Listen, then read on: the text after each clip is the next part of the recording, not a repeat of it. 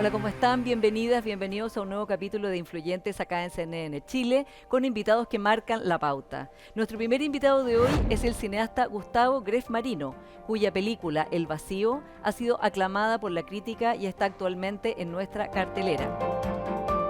Él es el director de la famosa cinta Johnny 100 Pesos y de la serie televisiva sobre la vida de Balmaceda, entre otras producciones.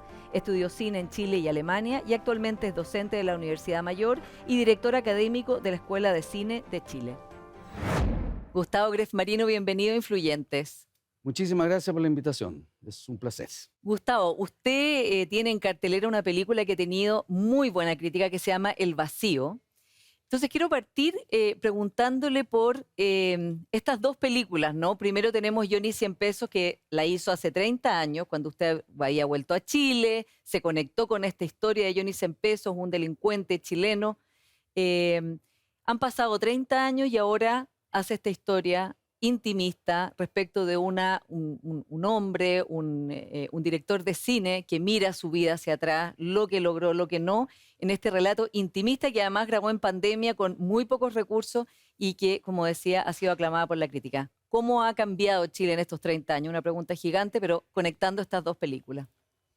Sí, claro, ha cambiado muchísimo, obviamente, y también uno cambia. Entonces, si en ese momento era importante para mí, eso me vine a dar cuenta después. Cuando hice el Johnny 100 Pesos, lo primero que me atrajo fue, aquí hay un acto delictual en donde un grupo de jóvenes se meten a un videoclub, que en realidad era una casa de cambio, etcétera, y se produce este acontecimiento de asalto y toma de rehenes. Y era eso al principio, pero de pronto y nos fuimos dando cuenta con el guionista que eso tenía que ver con una radiografía del país en ese momento. Después de 17 años de dictadura, acontece este hecho y que de alguna manera relata lo que había vivido el país en ese tiempo y además se transforma sin quererlo, porque debo reconocer que eso es algo que inconscientemente quizás estaba ahí, pero finalmente logró ser así, la película de la transición. Es decir, uno en esa película puede darse cuenta cómo había quedado el país después de todo el régimen militar o la dictadura y que había sido complicado, etcétera. De hecho, la edad del Johnny, Juan García García, son 17 años y cuando lo escribimos nos propusimos nosotros, hagámoslo nacer el día del golpe y hagamos que se pegue un balazo en marzo del 90. Es decir, teníamos al perfecto hijo de la dictadura, ¿no? No él, pero digamos, producto o víctima de la dictadura. Pasan 30 años, uno cambia, el mundo cambia. Chile no ha cambiado mucho en ese aspecto, el asunto de delincuencia y qué sé yo, ya veremos de conversar de eso, pero uno cambia. Entonces también hay una etapa más reflexiva en lo que estoy haciendo ahora. Tengo ganas de hacer películas un poquito diferentes a las que he hecho antes. No porque no me gusten, porque me entretiene mucho hacer películas más grandes, las hice en Alemania, en Estados Unidos, qué sé yo. Esas películas, por ponerle un nombre, popcorn, es decir, de palomitas de maíz, películas donde uno Más comerciales más también. comerciales.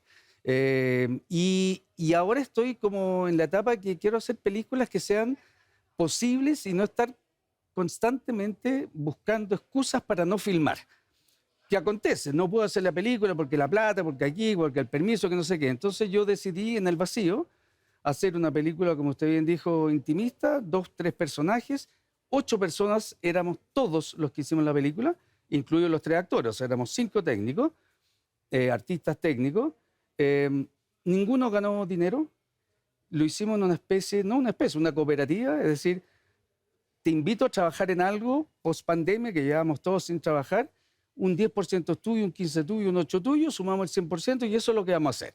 Si nos va bien, nos va bien. Si nos va mal, lo único que fue te pedí 10 días de tu vida, digamos, de tu tiempo, para poder trabajar en algo que a todos nos interesa. Así que ese ha sido como el... Sí, y esta película El Vacío, para algunos críticos ha sido considerada la mejor de las películas suyas.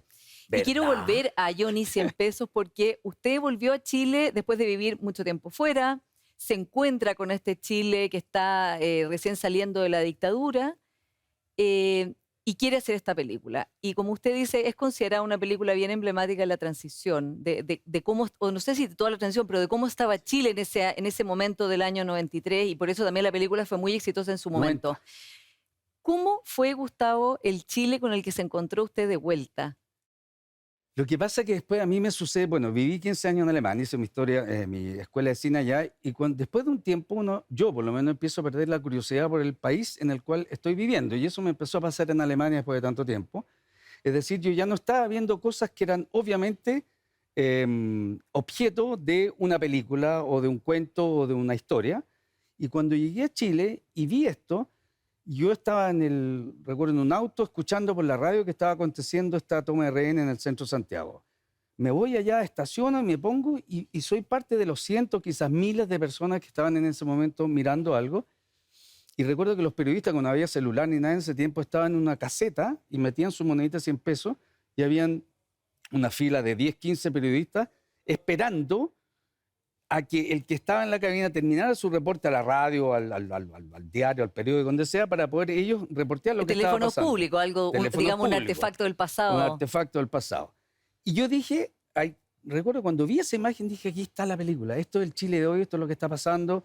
Veníamos el 90, ¿no? Después de la dictadura, en octubre pasa el hecho, o sea, 6 meses después, y esto se lo cuento a amigos míos, cineastas, y me dicen, pero ¿a dónde está la película? Un par de pelafurtanes que se meten arriba, pero, weón, ¿se puede decir weón?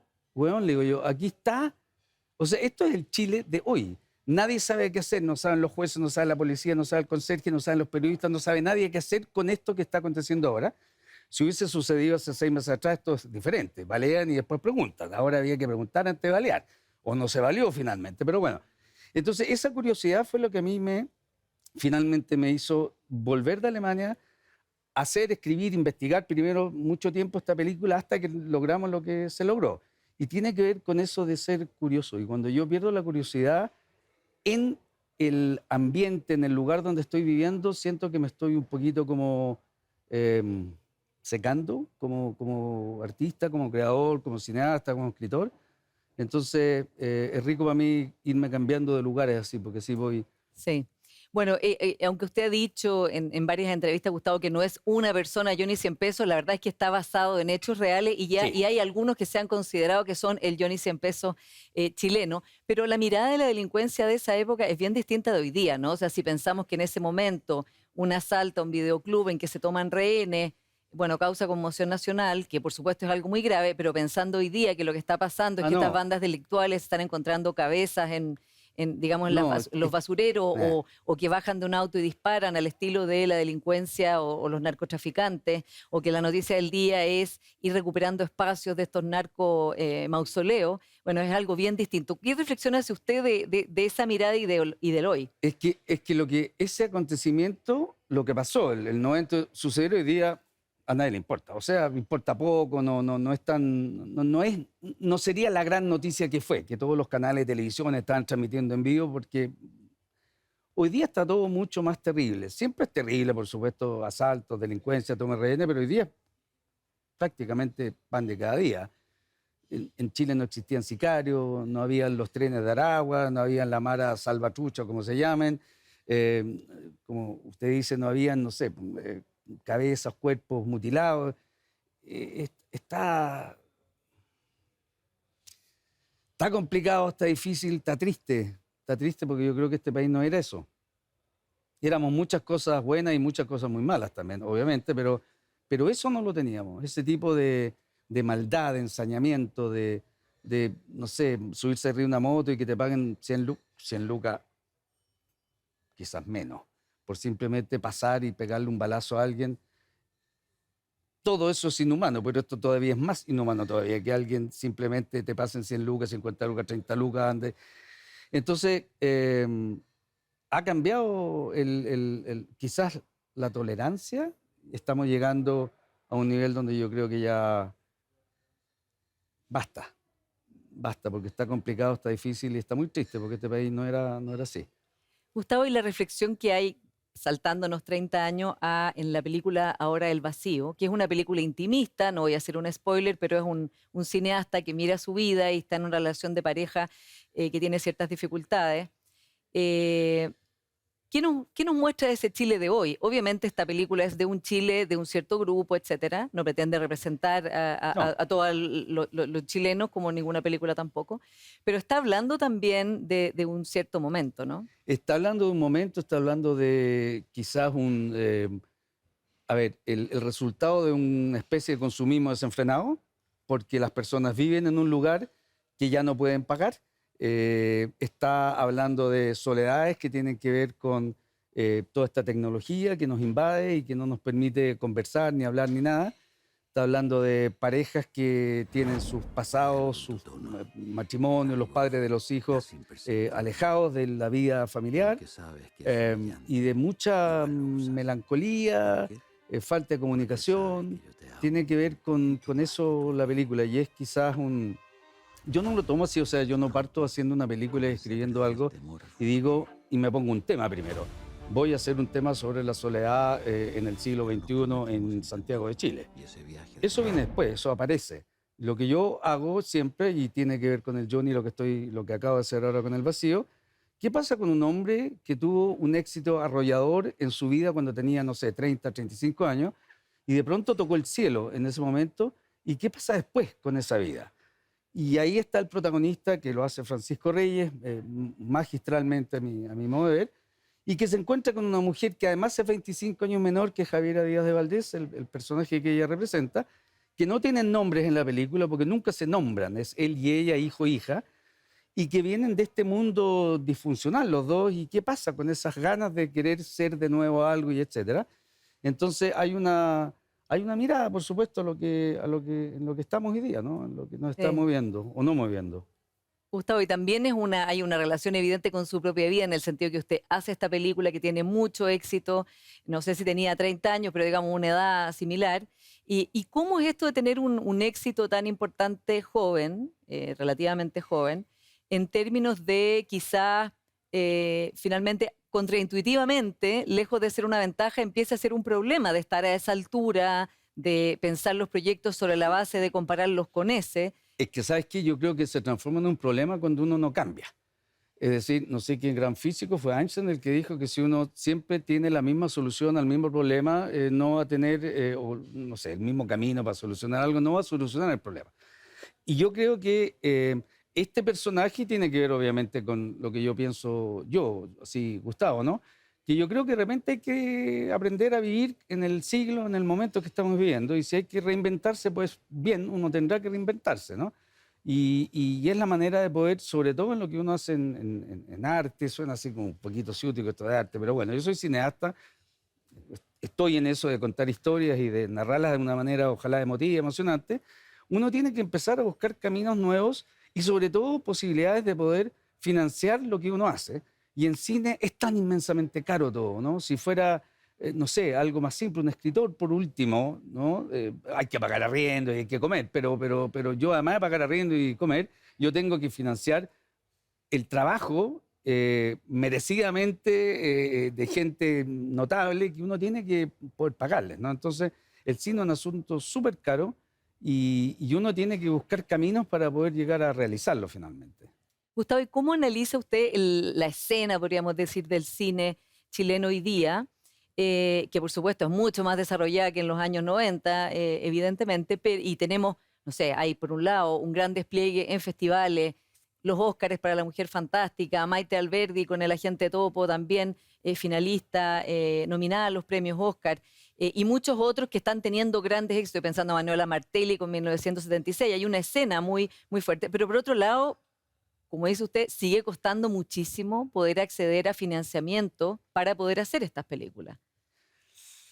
Tiene que ver con la cultura en general, creo yo, ¿ah? Particularmente con el cine, porque obviamente una película debe ser quizás comparable a una ópera. Uno diría, bueno, en la ópera uno necesita una cantidad de tecnología, de qué sé yo, y en el cine es complicado y en términos de cultura en general, a mí no me cabe duda que lo es. O sea, hoy día vemos que desde el Bafona, que está en huelga, hasta, no sé, los cineastas que necesitamos de recursos para poder contar las historias que de alguna manera reflejan en lo que es el Chile de hoy, para bien o para mal, pero uno lo refleja, lo vende, lo muestre, está afuera, el país está siendo una especie de exportación con lo que es el cine, porque el cine trasciende, por supuesto, digamos, el ámbito natural que es el chileno.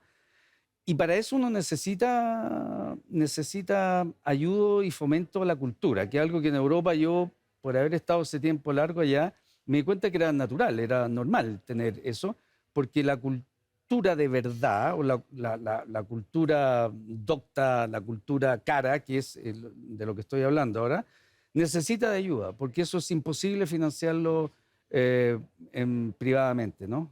Usted ha sido bien crítico de este gobierno, de una entrevista en La Segunda De, que decía que, sí, de todos que los de todos gobiernos. los gobiernos, salvo los expresidentes Elwin y Lagos, que en Sí. realidad llegaban al poder y con mucha promesa de tener una política distinta con el mundo cultural, pero que después eso se olvidaba. En particular, ¿cuál es su queja concreta respecto de este gobierno? Hablo de este gobierno, pero tiene que ver con el gobierno de la presidenta Bachelet y también con el gobierno del presidente Piñera. Es casi siempre lo mismo. Es cuando necesitan, o sea, tenemos elecciones, llamemos a los artistas y vamos todos juntos y nos sacamos una foto. Se saca la foto. Y van los actores, van los músicos, van los cineastas. Y después vienen las elecciones, da lo mismo con el resultado, peor aún con el resultado positivo. Y aquel con el cual o la cual uno se sacó la foto, igual se olvidan de uno. Entonces no existe como ese compromiso que vaya más allá del ayúdenos a ganar tal o cual elección, porque no hay, siento yo, un real compromiso con la cultura en general. Y no quiero hablar solamente del cine, yo creo que tiene que ver con la cultura en general. Cuando, por ejemplo, y esto tiene que ver con cultura, en Alemania uno se encuentra con alguien y alguien le dice a uno, o yo pregunto, ¿cuál es tu pega? Y él me dice, soy profesor. En Alemania es como, wow, es como un honor, es como un privilegio, es como algo que tiene que ver con cultura, por supuesto, ¿no? Educación ni hablar. Y eso es algo que siento que aquí nos falta, es algo que no está, que no existe, que no está en el diario, en la agenda, no está en los presupuestos, o si está en el presupuesto están con unos dineros que se adjudican a la cultura, que son tan ínfimos y tan chiquititos, y nos obligan además a tener que competir unos con otros. Es decir, cuando uno postula un fondo público, en cine se presentan cientos de proyectos para quedar 4. Es decir, uno está luchando contra un animal que es simplemente imposible de poder vencer o acceder a lo que a uno le pueden dar para poder hacer lo que uno hace. Pero entonces está el problema que después, entonces, están las películas, tienen éxito, funcionan en el extranjero y Chile está de nuevo en la que es como exportar el vino, que ganamos no sé qué concurso de vino, etcétera. O de otros productos de exportación que tienen éxito o que son, no sé, notables afuera. Y ahí sí de nuevo viene la foto. Saquémonos otra vez la foto porque acabamos de ganar el Oscar, que nos presentamos al Oscar, que postulamos al Oscar y vamos con la foto nueva. Entonces eso a mí me molesta. Y yo he Ahora, estado con ministros de sí, Cultura, no con el actual, anteriores, y me ha pasado eso. Yo he llegado en que el... lo usan para la foto. Pero, o sea, fuimos para la foto. Y recuerdo que era una ministra, no me acuerdo el nombre de la ministra, pero era una ministra que fuimos al gabinete, al ministerio ahí, y fuimos 3, 4 cineastas, foto, foto, foto. Se terminó la sesión de fotos, se fue y nos dejó con un chico que estaba ahí con un señor que era subsecretario, el subsecretario, el subsecretario. Vean, conversen.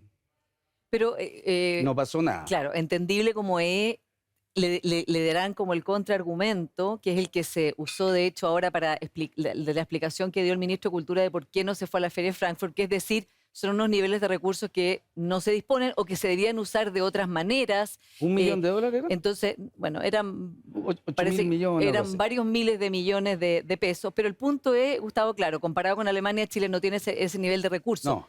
¿Cómo entonces se puede explicar esto? Y usted ha considerado, de hecho, ha dicho que lo de la Feria de Frankfurt de no ir le parece una muy mala decisión. Pésima. Sí. O sea, no ir a una feria, la Feria del Libro de Frankfurt, que lleva unos cientos de años, no es cualquier cosa. O sea, y además ser el país invitado me parece que es un honor incalculable. Ahora, yo creo que al ministro Jaime Aguirre le tocó pagar el pato, porque yo tengo la sensación de que esto venía de antes, el no vayamos a la feria. Y a él le tocó, bueno, ser ahora ministro y tendrá que ver cómo responde o cómo actúa o lo que hace. Para eso está ahí. Pero yo creo que es un error garrafal el no ir a una feria de lectura, además que tiene que ver con lectura, porque si fuera una feria de no sé qué cosa, estamos hablando con la lectura, tiene que ver de nuevo con la cultura, tiene que ver de nuevo con leer, con educar, con la educación básica, etcétera, etcétera. Entonces no es cualquier cosa. Y si son lo que yo creo que es 8.000 millones, a lo mejor me equivoco, bueno, el dinero que sea, ¿es tanto? O sea, con todo lo que estamos viendo hoy día, no voy a hablar de qué, pero podemos hablar. Del escándalo los casos El convenio. escándalo, hay varios escándalos y este es seguramente la punta del iceberg y tiene que ver con todos los gobiernos, no tiene que ver solamente con el gobierno del presidente Boric. Yo creo que esta cuestión de las fundaciones, que hay seguramente un altísimo porcentaje de las fundaciones son fundaciones que están realizando una labor absolutamente espectacular.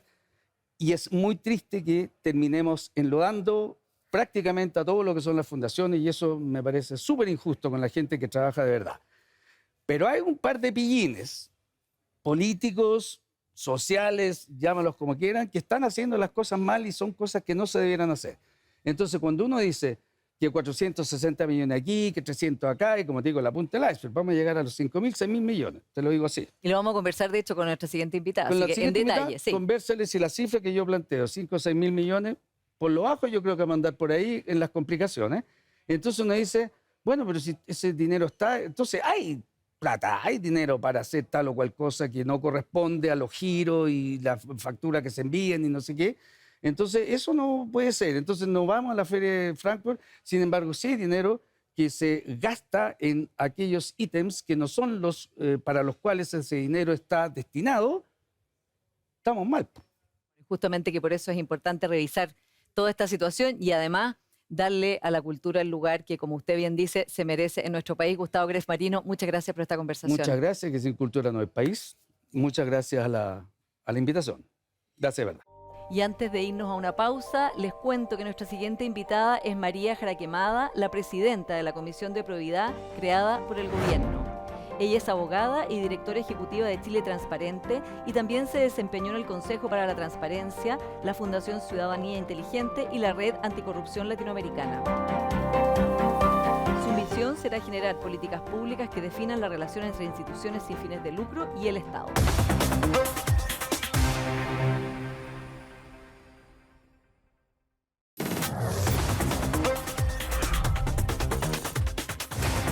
Ya estamos de vuelta acá en Influyentes de CNN Chile con María Jaraquemada, presidenta de la Comisión para la Probidad que ha creado el gobierno, que ha sido denominada ya Comisión Jaraquemada. Bienvenida, María. Muchas gracias, Pablo, por la invitación. María, usted ha hecho varias declaraciones ya en que ha establecido que aquí hay corrupción, en este caso convenio, que es lo que se está investigando y que ustedes en el fondo están mandatados a crear un nuevo protocolo, nuevas reglas, de manera que esto nunca más vuelva a pasar, pero que habría corrupción, potencial tráfico de influencia y fraude al fisco y, por supuesto, conflictos de interés. ¿Cómo llegamos a este punto?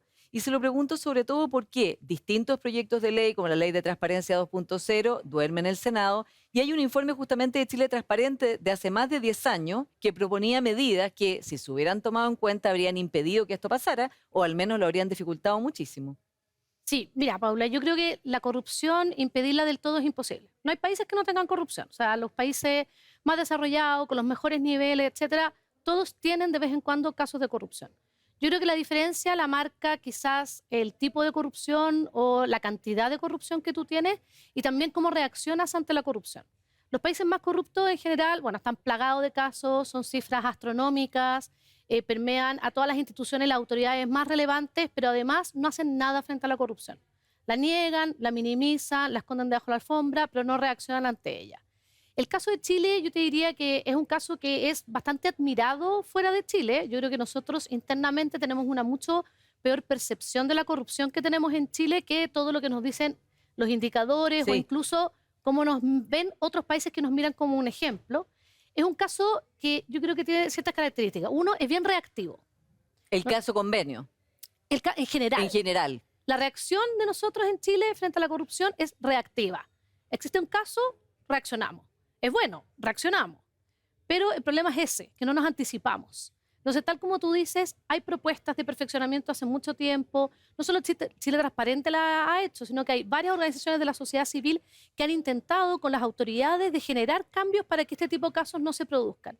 Pero efectivamente, como no se estaba viendo como algo problemático, no se le puso quizás la urgencia o el apuro o la necesidad que esto tenía. Y así en general no hemos ido yendo. Nosotros desde el retorno a la democracia ha habido 4 comisiones previas, la primera del 94, el 2003, el 2006, luego el 2015 la comisión Engel, y así todo siempre ha sido como una reacción. Entonces yo creo que lo que estamos viendo ahora es algo que quizás a muchos podrían decir, bueno, en verdad no me sorprende, porque quizás se veían ciertas debilidades en el sistema, y yo creo que lo que tenemos que hacer ahora es reaccionar, está bien, de 2 modos. Uno, con la sanción, y 2, el encargo que nos dio el presidente, que es tratar de establecer un nuevo marco institucional, un nuevo marco regulatorio, donde este tipo de situaciones se hagan bastante difíciles, pero ese poder para generar esos cambios los tiene el Congreso y los tiene el Poder Ejecutivo. Claro, o sea, tendrá que derivar en proyectos de ley, como fue en Exacto. su momento el acuerdo después del caso Mobgate de 2003, que fueron 49 proyectos de ley no que se tramitaron. María, usted con su experiencia amplísima en transparencia, corrupción, cuando supo del caso Democracia Viva, la primera, digamos, el primer informe, que fue el del medio Timeline, ¿no? Que dio a conocer esto en Antofagasta, ¿usted se imaginó la escala de esto? Y digo, mientras hablamos todavía se van apareciendo nuevas aristas, nuevas investigaciones, y ya la Fiscalía está haciendo investigaciones en 7 regiones. No, yo creo que no. Yo creo que, y suele pasar con varios de estos casos, que quizás, claro, vemos que puede replicarse en otros lados, pero al principio yo diría que no. O sea, yo vi el caso y dije, esto es de manual que hay un conflicto de interés. Lo que pasa es que muchas veces suele pasar que las personas que están involucradas en los conflictos de interés no ven esos conflictos. Y por eso la idea es que no sea uno nomás el que califique sus conflictos, porque yo puedo tener una persona que es cercana a mí por amistad o por parentesco que puedo creer que es la mejor persona para hacer algo, pero obviamente me puede estar nublando también ese vínculo. Entonces, por eso la idea es que la gente se inhabilite. Entonces, yo lo vi y es como de manual. Acá de manual hay un conflicto de interés, lo voy a agregar a los ejemplos que yo doy en mis clases. Pero luego cuando se empieza a destapar más y a saber más, efectivamente uno ve que hay algo más y que efectivamente las debilidades institucionales que hay permiten que pueda haber muchos más casos así.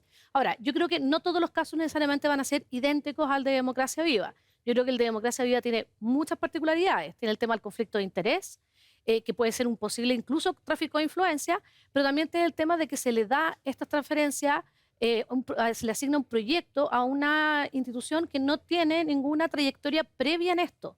Entonces yo creo que no todos los casos van a ser iguales, pero tal como tú decías, el informe de Chile Transparente del año 2012 ya señalaba que a veces se daban estas prácticas de que dependiendo de quién estuviera gobernando, y esto pensémoslo en gobierno nacional, regional o municipal, las transferencias o los proyectos se asignaban a cierto tipo de organizaciones. Entonces pasa que puede haber como cierta afinidad o cierta preferencia por cierto tipo de organizaciones, y por eso también ahí se proponía que hubiera mucho más concursabilidad y muchos más fondos disponibles para la sociedad civil, para que no hubiera como este trato preferente por distintos tipos de razones y afinidades. Y el trato directo, que vamos a hablar largo de eso porque este es uno de los problemas, no hacer trato directo sin concurso. Mi pregunta, María, es, ¿esto ya, como está escalando, hay aquí un esquema para defraudar al fisco? O sea, digo, aunque esto no es la labor de la comisión, porque ustedes tienen que proponer normas que se traducirán en leyes para que esto no vuelva a pasar, lo que estamos frente a un esquema, digamos, a una manera como alguien encontró una fórmula de ir sacando recursos del Estado. Yo creo que todavía no lo sabemos, no sabemos la magnitud. Yo creo que ese es el tema. No sabemos la magnitud. Insisto en que no todos los casos pueden ser necesariamente iguales. O sea, yo creo que puede haber en muchos casos conflictos de interés, pero puede que en otros casos haya definitivamente fraude al fisco. Y ahí también hay que ver a qué iban destinados los recursos, porque yo creo que lo que no sabemos en el caso de Democracia Viva, si acá los recursos iban destinados a enriquecerse personalmente o a consolidar a una organización de la sociedad civil que si no hubiera sido por estos contactos, no se hubiera consolidado de ese modo. Entonces yo creo que también, o quizás a financiar en el fondo, no campañas políticas, pero sí a instalar a personas dentro de una región para hacerse conocidas, etcétera, con la ciudadanía, para que luego el día de mañana pudieran saltar en el fondo a cargos políticos. Eso es lo que yo creo que falta por definir, y yo creo que ahí vamos a poder ver si efectivamente aquí había como una maquinaria muy bien orquestada, o si se tratan de casos distintos que por distintos motivos se aprovecharon de las debilidades para, en el fondo, favorecerse a sí mismos. María, usted decía, claro, que la corrupción puede existir en cualquier lugar, pero aquí lo que más, digamos, uno de los puntos más problemáticos es que justamente Revolución Democrática es un partido que se erigió como contra lo que ellos consideraban que era una corrupción extendida de sus antecesores en el poder, en los gobiernos de la transición, en particular en la concertación. Entonces, ¿cómo se explica que un grupo que se erige de este modo caiga en estas prácticas sin darse cuenta? Porque además tenemos que recordar que cuando esto partió, el presidente del partido y la diputada Catalina Pérez no reconocieron que había ningún problema. Ella, de hecho, dijo que esto era muy grave, que a ella la acusaran cuando eran dos adultos, hombres adultos que eran responsables ellos. Después cambió, pero ese fue en el momento. Y además esto se fue conociendo más y se motejó como un descriterio político, pero no se entendió para nada que esto era un problema. Sí, yo creo que efectivamente golpea mucho a Revolución Democrática, por supuesto, porque yo creo que si algo hemos aprendido con la corrupción es que no basta con en la práctica decir que yo no quiero la corrupción, sino que esto se basa en prácticas institucionales, en gestión de riesgo, en prevención, en políticas, en medidas. Yo creo que si tú no adoptas esas medidas internamente, bueno, esto es lo que te puede ocurrir. Entonces yo creo que efectivamente a Revolución Democrática le golpea más duro porque tenía un discurso que era muy potente en contra de esto, y se hablaba de que efectivamente había una estatura moral distinta y que no se había caído en ciertas prácticas, pero claro, el financiamiento a la política efectivamente no golpeó a estos partidos porque eran muy nuevos también. Y probablemente yo creo que no existían cuando todavía se estaban dando todo este tipo de situaciones. Pero vemos como rápidamente cuando se llega al poder, algunas personas, porque yo creo que tampoco podemos decir que todo el partido es corrupto, pero algunas personas sí se aprovechan de ciertas situaciones para beneficiarse a sí mismos, que es la definición de corrupción, y claramente, por lo que estamos viendo, los liderazgos del partido tampoco supieron lidiar bien con la situación. O sea, ¿no entendieron lo que estaba pasando o no quisieron entender lo que estaba No pasando? entendieron, no quisieron entender, o se hizo lo que muchas veces suele pasar y que yo creo que tanto critica la ciudadanía y que ha generado también parte de esta crisis de confianza, que es el minimizar hechos, el negar hechos o tratar de esconderlos debajo de la alfombra, las defensas corporativas. Entonces yo creo que eso obviamente a la ciudadanía le molesta mucho y yo creo que es lo que tiene a los partidos políticos bastante hundidos en la confianza ciudadana. Entonces yo creo que efectivamente no basta con declarar algo, sino que uno tiene que tener unas prácticas y unas costumbres dentro de las instituciones para que eso efectivamente se cumpla. Siempre puede haber alguien que se escape con los tarros, pero si es que efectivamente es un hecho aislado, bueno, tú lo vas a detectar rápido y vas a generar medidas para a esa persona separarla, sancionarla, etcétera. Y yo creo que aquí, al menos por lo que hemos visto hasta el momento, la reacción del partido quizás no ha sido la más afortunada. Y otro tema, además, que ha emergido, digamos, es la responsabilidad de quienes conocen que hay una denuncia. Porque, según la ley, hay 48 horas y un funcionario público está obligado a denunciar esto, ¿no? Si hay la sospecha de que hay un acto que puede ser reñido con la ley. Y resulta que en este caso no hay ni siquiera claridad de cuándo se supo, quién lo supo. Se sabe ahora que el senador Latorre, que en su calidad de senador, digamos, le aplicarían estas 48 horas, supo 10 días antes de que se conociera la noticia. ¿Esto debiera ser normado más en lo que ustedes van a hacer o acá hay una transgresión a esa norma? Mira, de quienes conocieron esto y no actuaron en las 48 horas. De hecho, todo lo que tiene que ver con la denuncia de la corrupción, yo creo que es una gran manera de combatir la corrupción.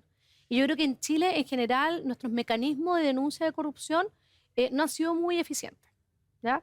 Y efectivamente los funcionarios, las funcionarias públicas, especialmente los de la administración del Estado, tienen este deber y de hecho pueden ser sancionados con sumario, etcétera. Los parlamentarios tienen un estatuto a veces un poco distinto, ¿ya? Porque no tienen la misma normativa que les rijan todos, no pueden ser removidos por las mismas causas que un funcionario o funcionaria de la administración del Estado.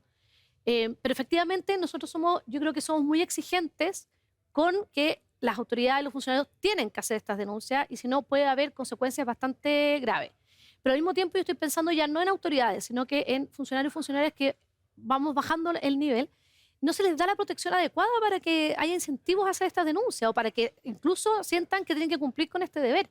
Muchas veces son acosadas, son maltratadas, se les hace sumario, se las remueve, se les quitan funciones, etcétera. Hay una ley que tenemos nosotros en teoría que protege a esas personas, pero la ley ha sido bastante deficiente.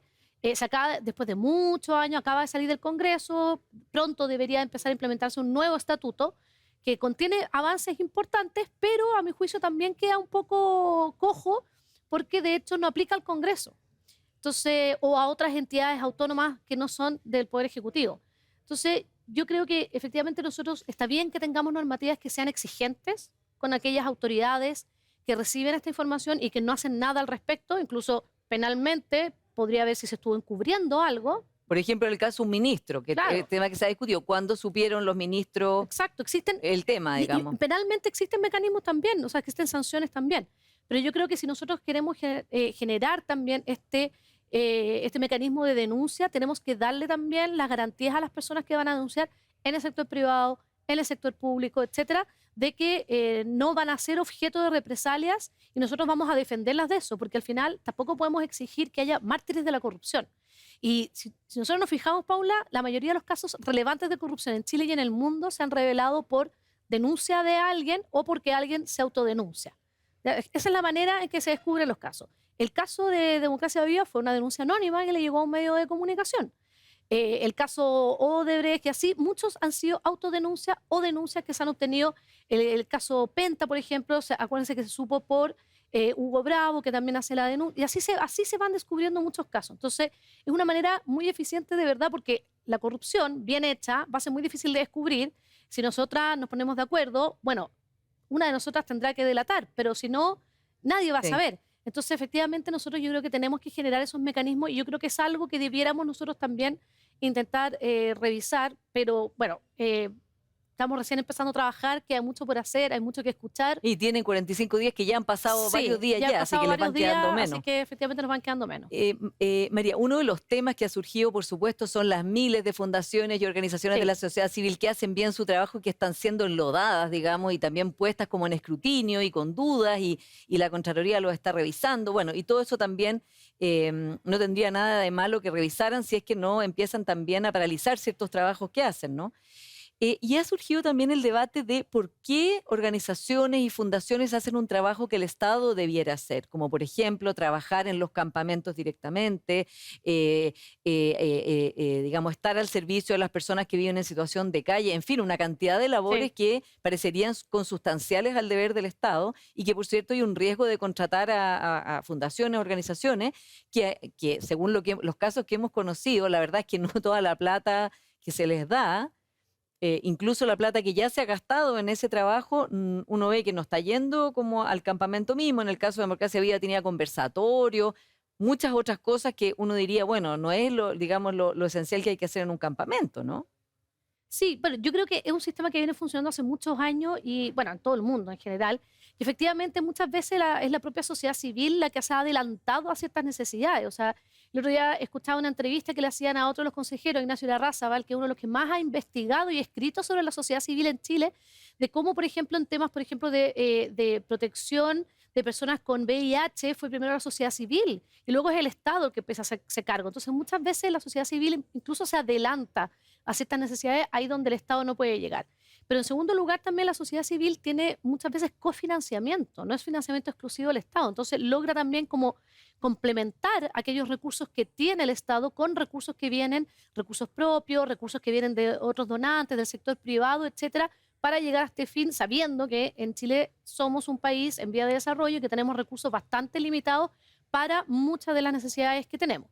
Entonces yo creo que efectivamente hay algo ahí. Ahora, yo creo que se puede tener como país la discusión de si muchas temáticas tienen que efectivamente estar tercerizadas o debería hacerlas el Estado. Yo creo que es una discusión que dentro de, no quizás solo sobre esto, pero con ciertos matices se está teniendo, por ejemplo, en el Consejo Constitucional y se tuvo en la Comisión Experta. Y yo creo que es una discusión muy relevante y que tenemos que tener. Pero el hecho real es que la sociedad civil va a seguir existiendo, va a seguir proveyendo de bienes y de servicios públicos en conjunto con el Estado y tenemos que ver cómo hacemos que esa relación sea lo más virtuosa posible. Pero además, cuando uno habla de sociedad civil, hay muchos tipos de organizaciones que son distintas. ¿En qué sentido? Que son, por así decirlo, bichos distintos. están las organizaciones de la sociedad civil como Chile Transparente, que nosotros no somos organizaciones sociales en el sentido de que no prestamos servicios públicos, pero por cierto que trabajamos con ciudadanía, con entidades públicas, etcétera. Hay muchas otras que son mucho más pequeñas, que en el fondo lo que hacen es velar por los intereses de quienes la integran, como pueden ser las juntas de vecinos, por ejemplo, las de corte más bien social, que son efectivamente las que prestan servicio. Hay muchísimas que podemos pensar, la Fundación Las Rosas, todas las que trabajan con el ex Sename, Techo, Hogar de Cristo, etcétera. Teletón, imaginémonos. Pero además están las corporaciones municipales también. Donde también ha habido bastante problema y que efectivamente son muchas de ellas organizaciones de derecho privado y que por la misma razón han estado como sustraídas de mucha reglamentación del sector público y por la cual también se prestan muchos servicios públicos. Y ya también hay otras que tienen relación, por ejemplo, con clubes de fútbol, la Asociación Nacional de Fútbol. Entonces, yo creo que hay los gremios que también muchos de ellos son fundaciones o corporaciones. Entonces, efectivamente, yo creo que tenemos muchas de este tipo de organizaciones que son de perfiles distintos, que cumplen funciones distintas, que tienen un rol público y que yo creo que tampoco vamos a tener una sola mirada hacia ellas. Entonces me imagino que también en el trabajo de la comisión se hará cargo de esta diversidad, ¿no? De esta heterogeneidad de distintos tipos de organizaciones.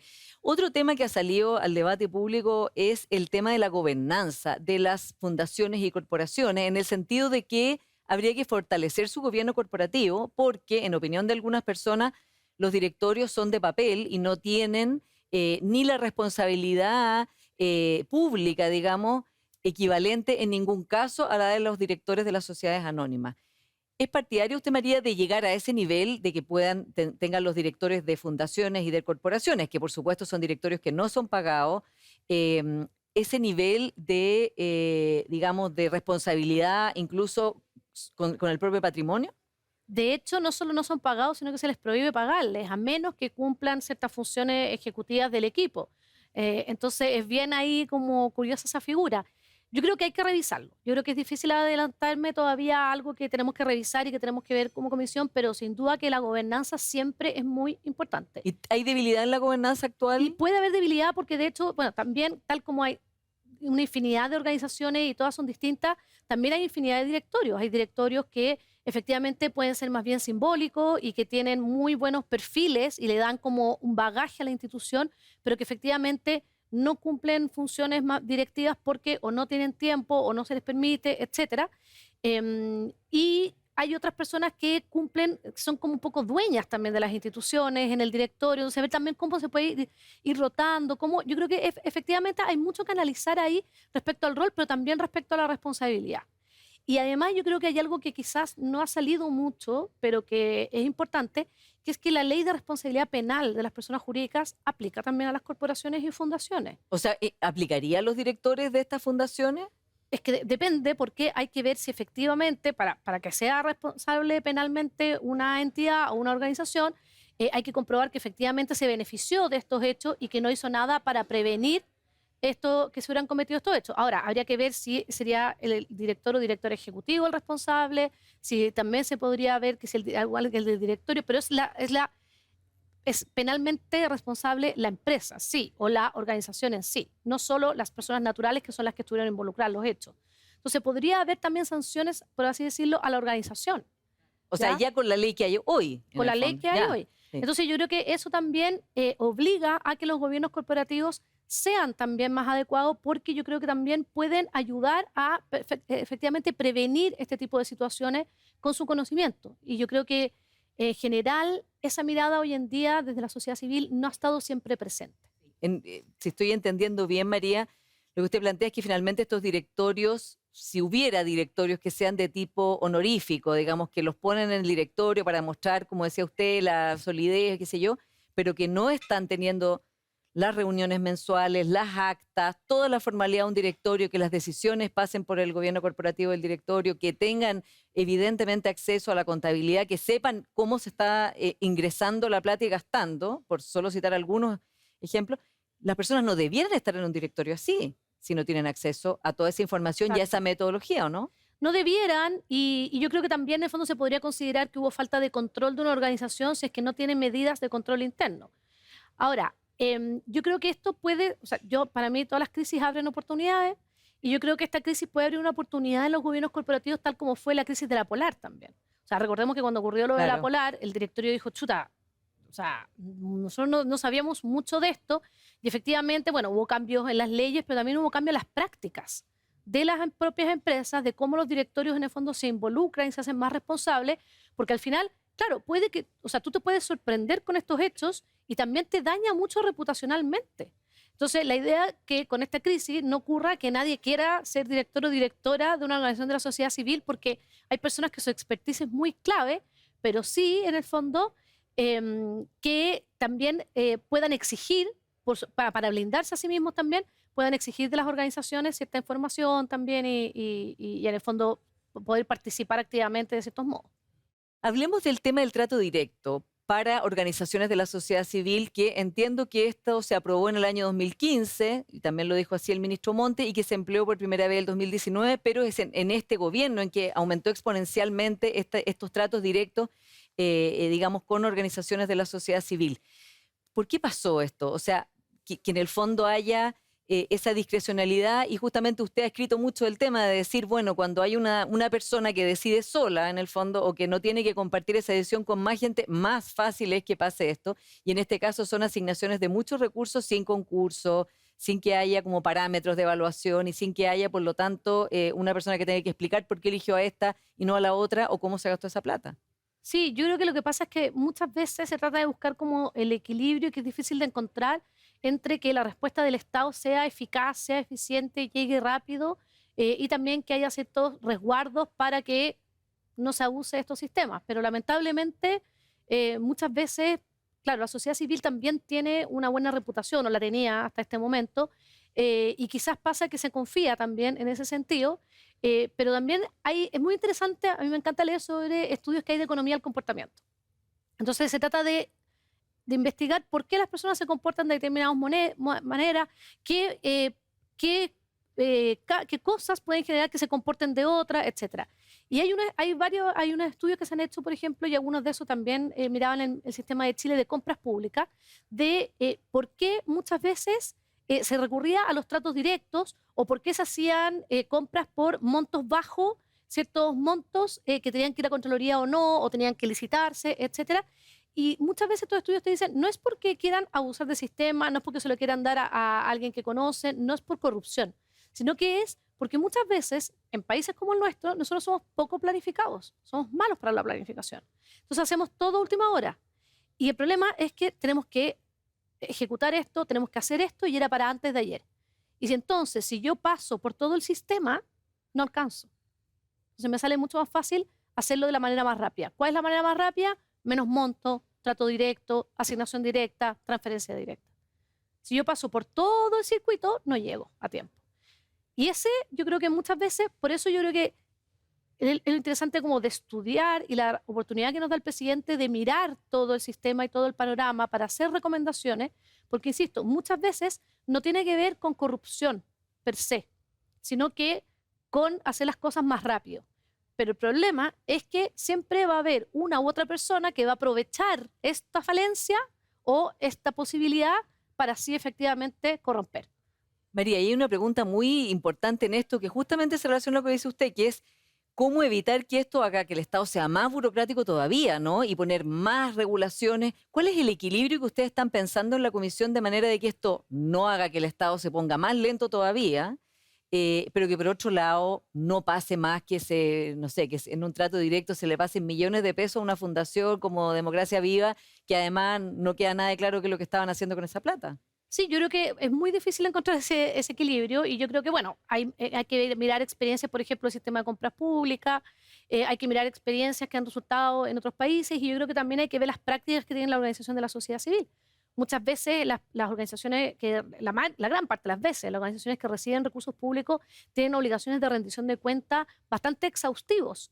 pero todos son distintos dependiendo con quién están lidiando y esos informes muchas veces quedan dentro de las entidades públicas, pero quizás el resto no podemos acceder a ello. Entonces, ver cómo uno puede ir combinando distintos tipos de herramientas para efectivamente tener un sistema que sea más transparente. Mucho tiene que ver con publicar información, con difundir información, con estandarizar formatos también, pero también uno tiene que ir segmentando por montos también y por tamaño. O sea, obviamente uno no puede exigirle a una junta de vecinos que se adjudica unos fondos de 3 millones de pesos al año que tenga los mismos estándares y deberes de transparencia y rendición de cuentas que a una organización que se adjudica 500 millones de pesos. O sea, yo creo que hay que hacer eso, pero también hay que ver, bueno, ¿cómo hacemos para que eso no implique que alguien empiece entonces a fragmentar, a dividir para saltarse esos controles, esa transparencia, esa rendición de cuentas? Y yo creo que ese es uno de los grandes desafíos que vamos a tener nosotros como consejo para efectivamente ver la viabilidad de un sistema que combine todos estos elementos. Control interno, control externo, transparencia, rendición de cuentas, pero también la eficiencia, que es muy importante.